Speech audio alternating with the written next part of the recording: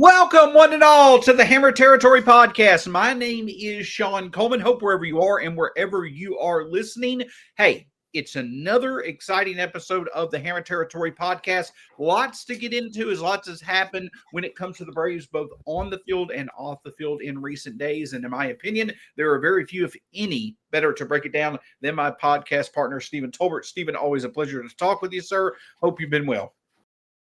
What's up, buddy? Yeah, it's been a little bit. I mean, I think you and I did a show on Friday, and I guess because so much has happened since then, it seems like we haven't talked in a while. But yeah, some stuff to get to tonight. Obviously, the winning streak comes to an end. Tough game tonight against St. Louis. We're recording immediately after the game, so yeah, it was a tough end to the streak. It was nice to finally get a winning streak, to get some momentum. We've seen some positive signs. We've also seen some negative signs. We're going to talk about it all tonight. But they did get a winning streak finally won multiple games in a row for the first time. So those are good hurdles to clear at least. But now we got to sustain. And we got some issues coming up that the Braves are going to have to figure out, and kind of some hurdles that they're going to have to clear in these next couple of weeks at least. So, but yeah, buddy, it's always good to do these with you. Yep. And let's, go right to it. No spoilers here. The big thing that's kind of been revealed over the weekend, the Braves winning 4 in a row tonight, unfortunately dropping the second game of the series to the Cardinals, is the fact that some of the concerns when it comes to this Braves team has been, how good would this starting staff be coming from last year, in which it was arguably the best in baseball, to this year, where we've had some injury concerns. And also coming from an off season where one key factor, one key ingredient of the success in the Alex Anthopoulos era has always been a deep and talented bullpen. This bullpen, significantly less deep, significantly less talented than we've seen in previous years. We'll get to the good things that we've seen over the past couple of games when it comes to the Braves offense. But Stephen, one thing that I will say is that even though we've had this 4-game winning streak, tonight also showed there are still plenty of concerns when it comes to this pitching staff, both the starting staff as well as the bullpen. Yeah, it's funny because there's kind of been a shift. The offense was kind of the problem. Not kind of the problem. They were the problem for the first 3 weeks of the season. It was just, can they score runs? And slowly, the Braves' best hitters, and we're going to talk about them here in a minute, but Riley, Olsen, Ozuna, Murphy, even Verdugo to some extent have kind of picked it up. And, they're scoring now and they're hitting homers again. And it feels a little bit normal to see them score runs. And so there's kind of been a shift where run prevention now, I think, is becoming more of an issue. And, Chris Sale has not been good. There's no sugarcoating that. He hasn't. And, he says he's healthy. His velocity still looks good, but he hasn't been good. And some of it is luck. The BABIP stuff is real. Spencer Schwellenbach, the last couple of starts, has not been normal Spencer Schwellenbach. His strikeouts are down for the year. He hasn't really been striking a lot of guys out, been giving up a lot of contact, a lot of hard contact. Obviously now with we learned about Spencer Strider. Grant Holmes has probably been the most consistent starter in the rotation, quite honestly. And that's both a credit to Grant Holmes, but also kind of terrifying, if I'm being honest. And then you get to the bullpen. The bullpen's just a mess right now, and it's a concern. I have kind of fully shift where, okay, the offense, the guys I expect to be good on offense are good right now. Like, they're doing their job, hitting homers, getting on base. The guys who are not supposed to be as good are not being very good right now, but that's going to happen. At least the best guys on the offensive side of the ball are doing their job. So my focus is kind of shift to the run prevention, and it's a big concern right now. No, and the reason why we say it's a concern is because, yes, the big four, when we're talking about Austin, as right now, Austin Riley, Matt Olson, Marcell Ozuna, Sean Murphy, they're doing very well. Sean Murphy and Austin Riley had big hits over the past couple of nights. You can't ask more of them. They're doing their jobs. But it goes to show that The reason why teams win in baseball and they win consistently is because they're so good in several different areas. And it's good to see, we've talked multiple times this year about our best need to be at their best in the biggest moments. We're starting to see the Braves' best hitters do that. That's why we won 4 in a row. But then you look at the overall statistics so far this year, and you look at things such as, how does the Braves offense do at the beginning of games? Well, through the first 5 innings of games combined this year, they are 20th in WRC plus. They're 20th in FIP when it comes to a starting rotation. I believe they're around 20th when it comes to the bullpen. I believe that they are 18th when it comes to runners in scoring position. It's great to see our best hitters doing their job.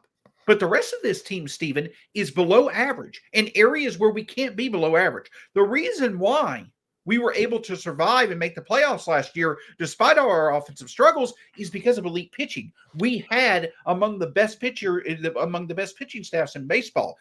There's not really an elite element of this team right now, and there has to be. Something has to emerge to be elite for us to get out of this hole that we're in currently at 9-14, even with the recent winning streak. Yeah, and you look at the names, right? Like which unit on the team has the best chance to be elite at some point? And we thought it might be the rotation because Strider was coming back. You had Sale and Schwellenbach. You had Grant Holmes. Like there was a world where if everybody stays healthy and everybody pitches to their level, that unit could be elite. Well, now Strider's out, and Chris Sale still hasn't looked good, and so Bryce Elder is going to have to pitch a lot more, which is always terrifying. And so now you're going to have to look to the offense, and until Acuna comes back, I don't think they're going to be elite. I think they can be very good as long as these top 4 guys. I'll add Verdugo. I'll say the top 5 spots in the order. As long as the top 5 spots in the order can keep producing, they're doing a good job every night of putting threats on the board, of having rallies. They're not always, they're still struggling with runners in scoring position a little bit, but at least there are constant threats, which is not something we were getting at all the first 3 weeks. But you're right. I think the biggest difference is every single year under Alex, there have been years where we've had not a great rotation, and there have been years where we had not a great offense, but there's never really been a time where the Braves didn't have a great bullpen. And as we sit here today, the Braves, I think, ranked 28th in baseball in bullpen WAR. They're like 22nd in ERA. They're basically in the bottom third in every category around the bullpen. And it's not, that's not shocking. I mean, Rossio Iglesias has gotten off to a terrible start. De Los Santos has really fallen off after a solid start. They've been just rotating these minor league DFA signings and minor league signings in the last couple of spots. Aaron Bummer's been good. Days Bell's been good, but just about everybody else has been shaky. Even Dylan Lee has been a little shaky, and that's not something the Braves can really afford. So, we said it all offseason that they desperately needed more pitching on this team. They needed more relievers. They probably needed another starter. And they didn't do it. And so now you're paying for it because not only have you had guys not pitching well, but you've also had injuries. And that always happens. And that's why you need more depth going into the season, because there's always going to be guys who get hurt. And there's always going to be guys who don't have the kind of year you're expecting them to have. And you got to have depth to cover that up.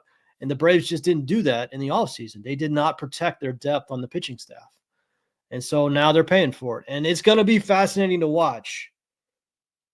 It's going to be fascinating to watch how this pitching staff evolves. Listen, the Braves are going to keep rotating these guys in the back of the bullpen. Craig Kimbrell is going to come up soon. I wouldn't expect a lot, but it's going to happen. They're probably going to keep, other teams will DFA somebody. The Braves will bring them in for a week. That's just what they're going to have to do until it actually gets to trade deadline season. They can add somebody, but it's not good. And this is like you said, this is the first time in a long time the Braves have not had a really good bullpen, and they might have a bad bullpen. And that's a tough way to try to win a World Series, is with a bad bullpen. And it's a tough way to win a pennant or a division or win anything, quite honestly. So I'm pretty down on and I've been down on the bullpen all, the whole offseason. But right now I'm not feeling great about this bullpen.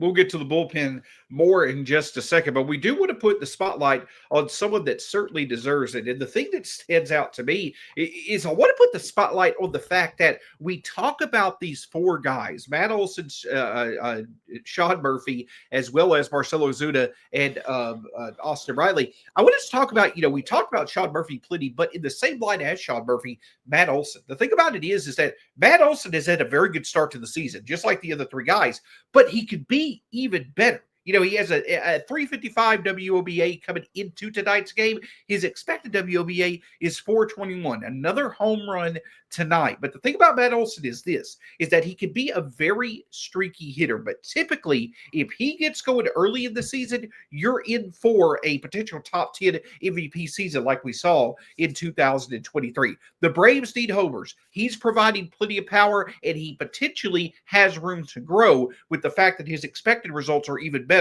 And hopefully we're starting to see more and more of the expected results become reality. Matt Olson, again, there are times when he can be ice cold. There are times that he can be red hot. He's coming through in the moment, has been a big catalyst over the past 5 games to really help out this offense.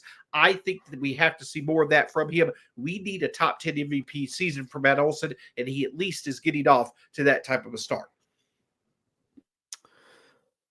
Yeah, I mean, like we just said, this is the group where the Braves still have elite players. These kind of the top of their lineup. And this is the group that if they want to go on a run right now, it's probably going to be the group that's going to have to lead them. And it's, in a lot of ways, it starts with Matt Olson, right? He's the only lefty of the group of the big four that we're talking about. And so we've talked about this before, about how he kind of, as he goes, the Braves go. And I'm still a firm believer in that, even though the Braves have done a much better job balancing out their lineup, putting more lefties in the lineup. I'm still a firm believer that as Matt Olson goes, the Braves go, especially offensively. And yeah, he's had a really strong start. I know the results haven't fully been there. I know the expected results are still, outpacing the actual results, but even his actual results have really started coming up. I think he's at like a 135 WRC plus after tonight. He lives in like 140, 150 range when he's going well. So like he's close to where he's usually sitting. And it's going to be massive. I mean, especially this stretch without Spencer Strider, and especially until we get Jurickson Profar back and Ronald Acuna Jr. back, and until they can get to the trade deadline and pick up some real, actual talented relievers, the Braves are going to need their offense to carry them in a way that they never had to last year. They had the best rotation in baseball last year. They had the number 1 ERA in baseball last year because Chris Sale was awesome. Ronaldo Lopez was awesome. Max Fried was awesome. Spencer Schwellenbach came out of nowhere to be awesome. And so they didn't have to hit. And they had a really good bullpen last year. Rossio Iglesias and Joey Jimenez, 2 of the best seasons by any relievers, last year, 2 of the best relievers in baseball last year. They don't have that this year. They don't have the best bullpen in baseball. They don't have the best starters ERA in baseball. They're going to have to beat, last night they won a game 7-6.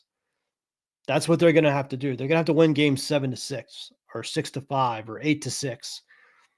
They're not going to have a lot of 2-1 wins like they had last year. And so that's going to be the question. Can this offense step up and actually not just do their job, but go above and beyond? And it's Matt Olson is one of the main catalysts for it. And so that's probably going to determine how the next month goes, is can the offense carry the weight? And if Matt Olson is doing what he's been doing so far, and Austin Riley and Sean Murphy and Marcell Ozuna, then they have a good shot. They have a chance at it. I wouldn't have said that 3 weeks ago, or 2 weeks ago even, but they've really picked it up, and credit to them for doing that. But this next month is going to be determined a lot by this offense, and specifically these 4 guys, and maybe more than anybody, Matt Olson. And so, it's critical. It's a critical part of the next month of the season. And I can tell you this, a critical component of you being able to catch the Braves in the early season is from FanDuel. This is the FanDuel Sports Network Player Spotlight, talking about Matt Olson and all these other Braves who have been hitting well so far this year. Make sure you use code BASEBALL30 at FanDuelSportsNetwork.com/packages, and you'll be able to see all the latest when it comes to the Braves. Hey, some good, some bad, but when this offense is rolling, it's a lot of fun to see. Make sure you check it out through FanDuel.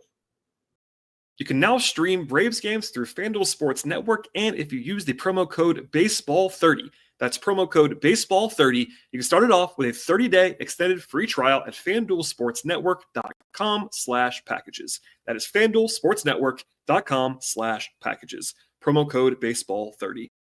Offer expires 5/2/25, $19.99 a month after free trial. Cancel during free trial to avoid charges. Eligibility restrictions apply. Visit FanDuelSportsNetwork.com for details.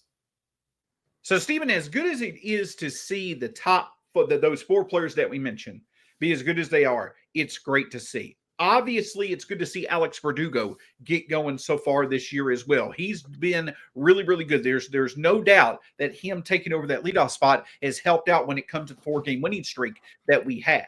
But the other thing that I will say is this, is that you look at the flip side of things, and as good as that 4 has been, the last 4 spots in the lineup have nearly been just as bad. And that's where I kind of want to put the focus on, these opportunities. We had an opportunity tonight where the score was tied 4-4. Runners on first and third, 1 out. Ozzie Ablies and Michael Harris coming to the plate, and both of them put together, pretty, lackluster at bats. The thing that I'm saying is this, is that as good as those 4 that we mentioned are, it's amazing to see how good they can be. They're going to have to be amazing. You hope Verdugo can continue. He's not going to be as good as he's been, but you hope that he can at least be a capable leadoff hitter.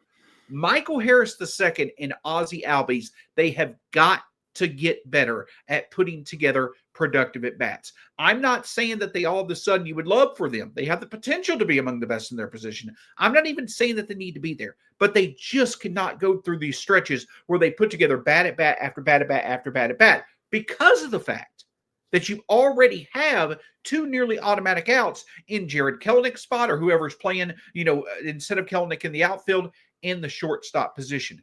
As good as our 4 best hitters are, we cannot have the bottom of our order among the worst in baseball if it's our offense that's going to have to carry us for the foreseeable future. No, it's a fair point. I mean, I'm worried about Ozzie. I really am. He doesn't make a lot of money, so like the bar he has to clear to be worth what they pay him is very low. But just in terms of what you're talking about having a deep lineup that's going to have to support a much less talented pitching staff, like every single bit of Ozzie's profile, all of his like raw data, all of his raw skills, all of his batted ball stuff is in the toilet. I mean, like his skill set. Like he's got one of the slowest bats in the league. He's in like the bottom 5 percentile in bat speed. He doesn't hit the ball hard. He doesn't get on base. He's not a great defender anymore. He's not really any kind of impact player on the bases. He doesn't run the way he used to. His whole thing is power. He's got to hit, he's got to slug. He's not an on-base guy. He's not a defensive guy. He's not a base running guy. So he's got to slug. That's the only thing left. And so if he's not slugging, he's not helping you. And we haven't seen it. And the bat speed stuff scares me. A lot of the batted ball profile stuff scares me. One weird thing, I don't even know why I know this, but like his pop-up rate has like tripled in the last 3 years. Like it used to be at like 7%. And that's what percentage of your batted balls are pop-ups? Well, now it's like 20%. He's around like 20% pop-up rate, which is weird. And it's usually because your bat slows down and you're not being able to get on top of balls the way you used to. And he's popping everything. We saw it tonight. There was a runner on third with 1 out. He's up. He gets a fastball right down the middle, and he pops it up to right field, and they don't get the run. So, yeah, Ozzie worries me. And we've talked about Michael and, his inability to take walks and be selective at the plate and swing at good pitches. When he does swing at good pitches, the results are incredible. It just doesn't happen enough. Shortstop is another position that I want to talk about. Orlando Arcia for a second. There was a point where Orlando Arcia was a legitimately good defender, and you could justify him being out there, even if he gave you nothing offensively, which he normally does. But that time has passed. Like Orlando's just not even a good defender. Like there was a play tonight where as soon as it happened, everybody on Twitter was like, Nick Allen would have made that play. Like his range is just gone. And if Orlando Arcia is not even going to give you defense, then I don't know how he even stays on a roster. I mean, forget the lineup. I don't know how he stays on a roster. I don't know if he's on the 26 or a 40-man roster. He literally can do nothing else. He can't run. He can't hit. If he can't field now, I mean, he's a mascot at this point. Well, what are we doing? So, yeah, shortstop is a problem. Kelnick, I think Kelnick's going to get option. I mean, the only reason Kelnick's still on the team is because Profar cheated. And if Profar hadn't been suspended, Kelnick would already be off this team. So, yeah, the last 4 spots in the lineup are a problem. That's true. And I don't have a lot of hope for 2 of them, but Ozzie and Michael need to wake up. And Ozzie specifically, I'm worried about Ozzie long term because just the skill set has just fallen so far. And all the measurable stuff has fallen so far. And I don't know what to make of that, to be honest. Yeah, and the thing that I'll say is this, is that, I agree with, fellow podcaster Scott Coleman. You got to remove Ozzie from that 5th spot. If you look at our runners in scoring position from the 5th through 8th spots, it goes 68 WRC plus in the 5th spot, 14 in the 6th spot, and to a 126 or negative 14 in the 6th spot, I believe, to a 126 in the 7th spot, and then like a 26 or something in the 8th spot. The point that I'm getting at is that it's not just about, I'm not asking the bottom of our order all of a sudden to become to the equivalent of most lineups middle of the orders. Just have productive at bats. That's the whole point about it. Yeah, And give us something. Yeah, and that's where it struggles, is that they're just the skill sets, the areas where Michael Harris and Ozzie Albies struggle, as well as Orlando Arcia when he plays, is that they don't get on base, they don't put together good pitches in terms of not swinging at bad strikes, all that different stuff. There's very few productive outs, and that's got to change if our offense is what is going to carry us.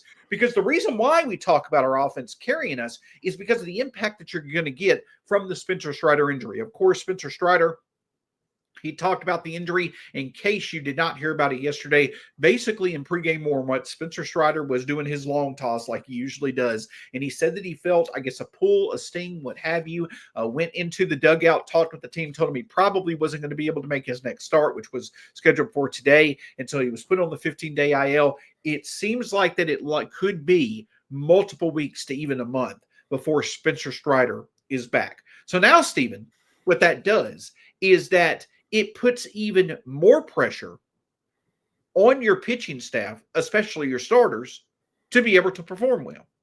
And we looked it up before we started this podcast. Right now, so far, through 23 games this season, the Braves starters are averaging 5 innings per start. So now you take Spencer Strider out of the equation.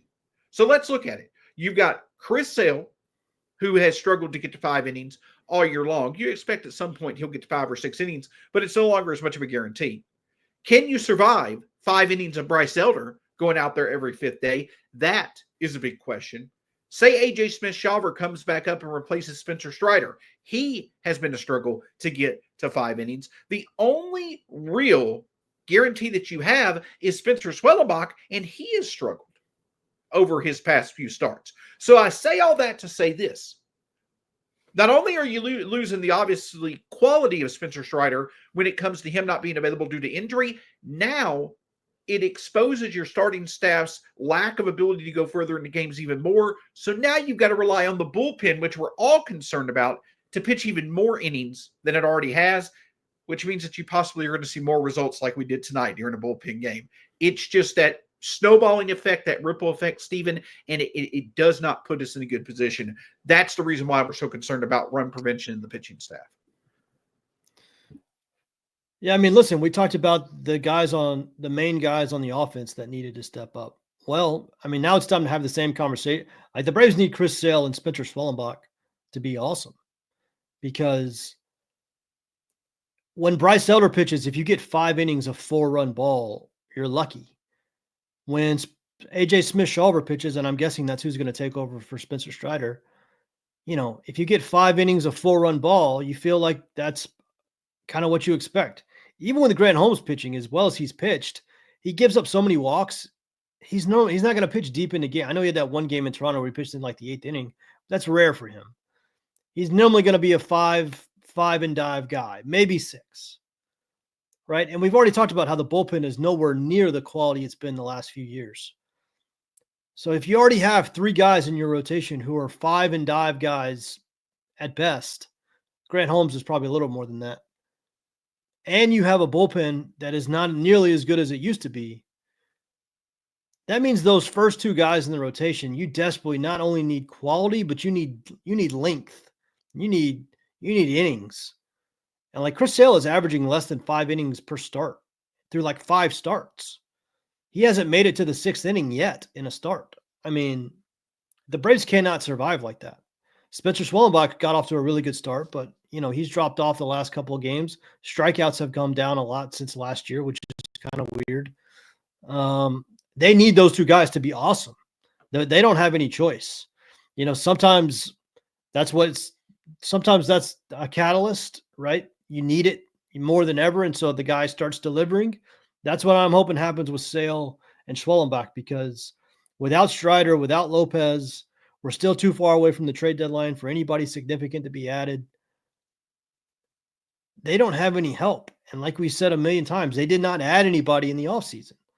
So you got Spencer Strider, you got Bryce Elder, you got AJ Smith-Shawver, you got Grant Holmes on 3 of the 5 spots. That means you need Chris Sale and Spencer Swellenbach to be ace-level pitchers. And we haven't seen that from Chris Sale this year. We've seen it a couple times from Swellenbach. But the Braves need this more than ever now, because the bullpen is not going to be able to hold up with the starters pitching 5 innings every night. They need some, we got to get some length out of the rotation. And it starts with the 2 horses up front. And the Braves more than ever need those 2 guys to step up now that Strider is going to be out for probably, it's probably going to be at least a month. So it's time for Sale and Schwellenbach to reassert themselves as ace-level pitchers. Absolutely. Because at this point, that's the whole thing. That's the theme of this podcast, is that with each loss like this that we experience, with each opportunity that we have of losing a winnable game, it just makes our margin for error even smaller, because then that means for the rest of the year, we've got to be on a 90-plus win pace. And right now, just to be honest with you, there are not many characteristics of this team that support being at a 90-win pace. More to come in just a moment after a word from our sponsors. Todd Father, I love the way that modern technology has changed the way that we buy, sell, trade cards, even rip packs. They're called slab packs, and they're on Arena Club. No more shuffling through everything. The common cards are all over the place. Stuff's getting folded out and all messed up. Arena Club keeps it nice and tight in your digital showroom. And then when you want that card and you want to show it off, what do? You just let Arena Club know. Let them know and grab it and take it with you.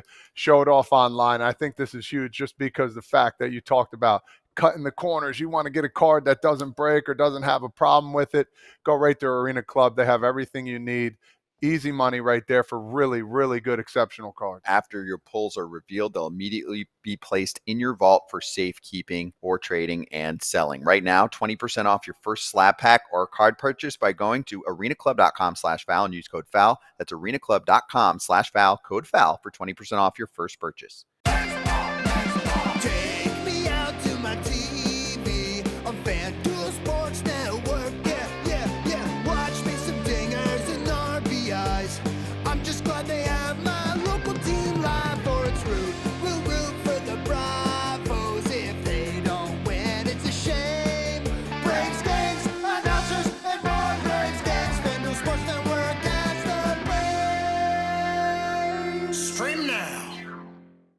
Welcome back to the Hammer Territory podcast. So, Stephen, the other thing that stands out to me is that when we talk about this bullpen, is that, we got word that, Craig Kimbrell has started to get, some activity going in the minors. He looked good in Columbus. He's on his way to Gwinnett. I think there's probably a chance, hey, if he has a good rest of the week in Gwinnett, you may even be able to see him before April in the Braves bullpen. But the thing that stands out to me is that, again, we talk about who potentially could take Spencer Strider's spot in the rotation. The point that I'm getting at is that we've already seen kind of a game of musical chairs when it comes to the back end of the rotation, as well as the back end of the bullpen, not the back end, but basically the middle innings guys of this bullpen. That's only going to continue to happen. And you hope at some point we find the right formula of guys that will stick. We talk about Spencer Swellebach as well as Chris Sale, Raisel Iglesias, those guys needing to step up and be at the level that we expect them to be. You hope that AJ Smith-Shawver as well as Craig Kimbrell, two guys who are going to come on, they can stick as well. But the Braves just need some of these moves to start sticking and hopefully contributing. Yeah. So with Kimbrell, I've heard mixed things. He's getting guys out, in the minors.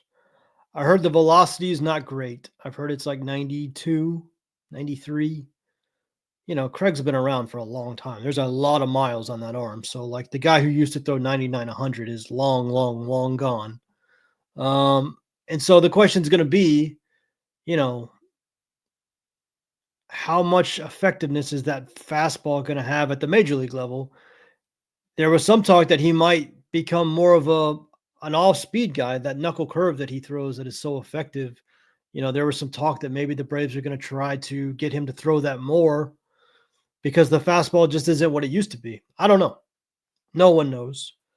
I would just temper your expectations if you're expecting Craig Kimbrell to come in and save this bullpen, because there's a reason he was available in late March on a minor league deal. Well, I guess he got a split. Was it a split contract or I can't remember what it was, but it wasn't a lot of money, and it was in late March. And he was one of the worst pitchers in baseball in the second half last year. So I would just temper expectation. I really hope people don't expect Craig Kimbrell to come up and save this bullpen. There's no good answer to the bullpen. There just isn't. Like, not until we get to trade deadline season, the Braves can go out and add actual real quality relievers, which they should have done in the offseason. And for reasons I'll never understand, they didn't do. Until that happens, the bullpen is just going to be a massive question. And I don't know.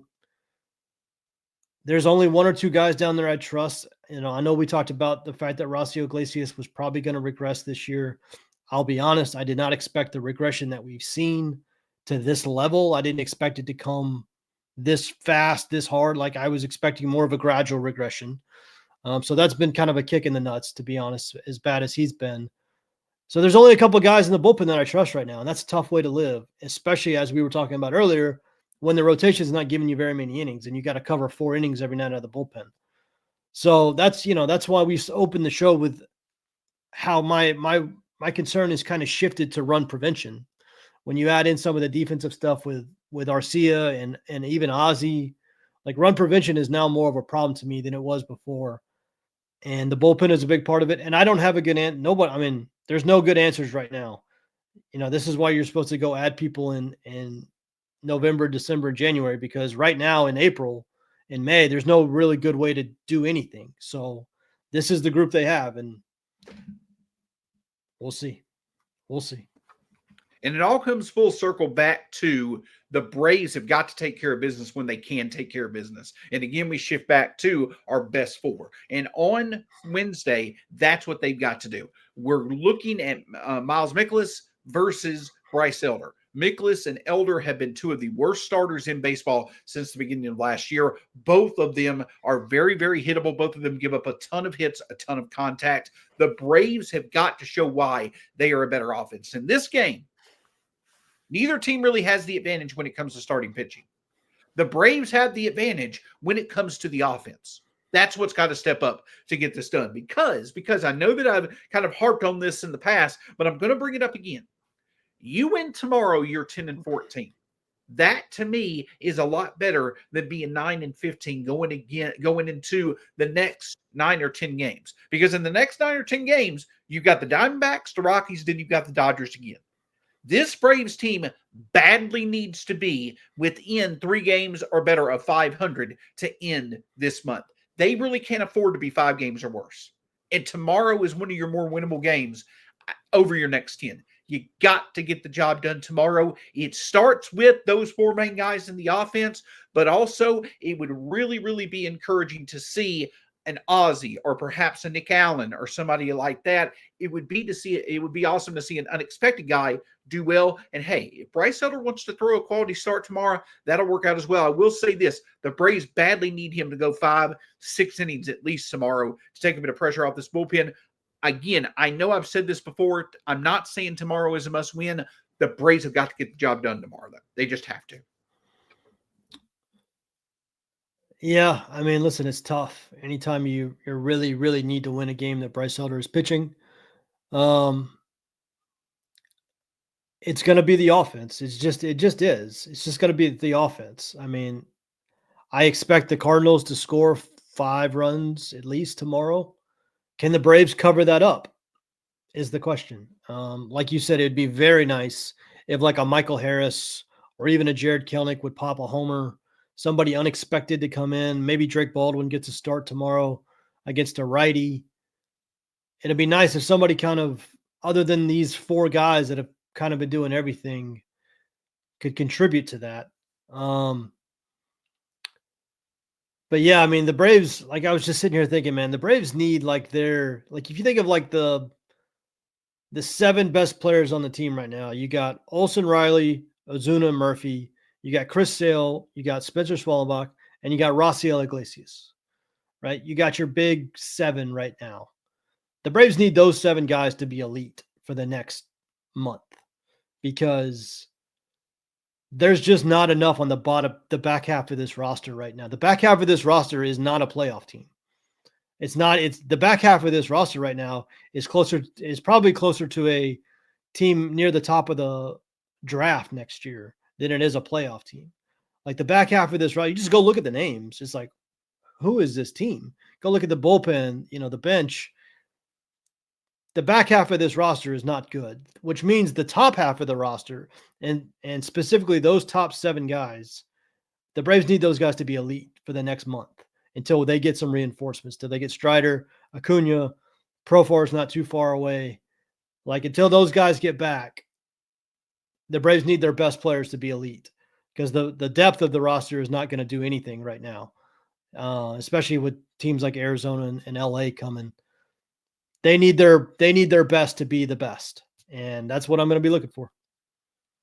Yeah, and the thing that I'll end with that is that they've got no choice, right? Yeah. Like if that doesn't happen soon, we're eventually going to come to the point. It can even come before those guys come back. Like there is a realistic chance that if the offense or the Braves don't continue to put some wins together, even in May, again, not saying that the season's over, and I know that there have been many seasons in the Anthopoulos era where May and June we've struggled, and then we just take off as well in June for the rest of the season. But the last time that happened was in 2023. We're now coming up on a year where if you look at this team from the start of 2022 through April 25th or 26th of 2024, you see why they were elite. You see why they were so damn good. But now we're coming up on a year where, okay, this team is not the same level that it was. So that's what I'm getting at is they have got to figure out either the best have got to be the best or some others need to step up and play at their level. They've got no choice but to do it now because if they don't do it now, they get into a point to where it's kind of out of their control and it's going to be very hard to make this up if we find ourselves 6-7 games below 500 a month from now. Steven, anything else from you as we wrap up this edition of the Hammer Territory podcast? And I'll just add this. Listen, the Mets have the best record in baseball. I Yeah. don't know how many people know that, but like quietly, the Mets have the best record in baseball. They've passed the Padres and the Dodgers and all those. So right now, the Braves, I think, are 8 games back. That's a lot. That's a lot for not even being in May yet. I think the only 2 teams that are further back in their division right now are the Rockies and the White Sox. And so to your point, the Braves cannot afford. Listen, I know they came back from a 10-game deficit a couple of years ago, but that team was much more talented than this current team is. This current team has a talent problem, specifically in the bullpen, specifically in the back half of the rotation, and specifically in the non-top 4 parts of the lineup. There's just not as much talent. And coming back from multiple 10-game leads is unlikely anyways. So, like, the Braves are only a few weeks away from being 12-5 14 games back if they don't pick it up and if they don't have these guys play the way they can play, specifically the best players on the roster. It's going to be very interesting. I'm going to be very interested to see if specifically Chris Sale and Spencer Schwellenbach, more than ever, the Braves need those two guys to find it and start contributing to wins instead of having to be carried in their starts. They need those guys to be elite with Spencer Strider out. Acuna's still probably a month away. Not a month, probably less than a month at this point. But yeah, they need their best players to be awesome. And we'll see if they can do it. Yeah, because the simple truth is this. If you consider the 6 best teams in the National League to be the Dodgers, the Padres, the Diamondbacks, the Braves, the Mets, as well as the Phillies, if you thought those were the 6 best teams in the National League coming into the season, well, there was one guaranteed fact about that thought process, Stephen. One of those teams wasn't making the playoffs because they're all in the West and they're all in the East. Yeah. So we're not only now to the point to where the Braves clearly are the team of those 6 that's not trending right now to make the playoffs, but you've also got to hope that one of those other teams performs bad enough not to make the playoffs. That's why it's so important. You've got to control what you can control right now and make the most of it. But I'm getting into a bit of a rant. I know, don't want to get too negative, anything along those lines. The point that I'm dealing with just right now, Stephen, we talk about shifting from the concern from this team is offense to the concern for this team is run prevention. I also think that one other thing that we're dealing with, we are who we are. That's kind of what we're dealing with. We are who we are. You hope that we get better, but it's going to take guys stepping up who have not stepped up in a while. Yeah. And Michael Harris and Ozzie Ablies can make things a lot easier. Absolutely. They just wake up. Absolutely. But yeah, it starts with Sale and Schwellenbach. Those are the guys that the Braves need to be aces again. And things get a lot easier if they handle their business every 5 days. Yeah. And hey, you know what? The off season and the rest of the week podcast will be a lot easier if the Braves can get the job done. But regardless of rain or shine, wins or losses, struggles or success, we're going to be here covering everything with you when it comes to the Braves on the Hammer Territory podcast, part of the Foul Territory family of podcasts. You can find me at StatsSAC on Twitter, Stephen at B_Outliers, Hammer Territory across all forms of social media, Foul Territory across all forms of social media. Scott and Brad will be back with you wrapping up the Cardinals series. Me and Stephen will be back with you later this week looking at the West Coast road trip. Until then, go Braves. We'll talk to you again soon here on the Hammer Territory podcast.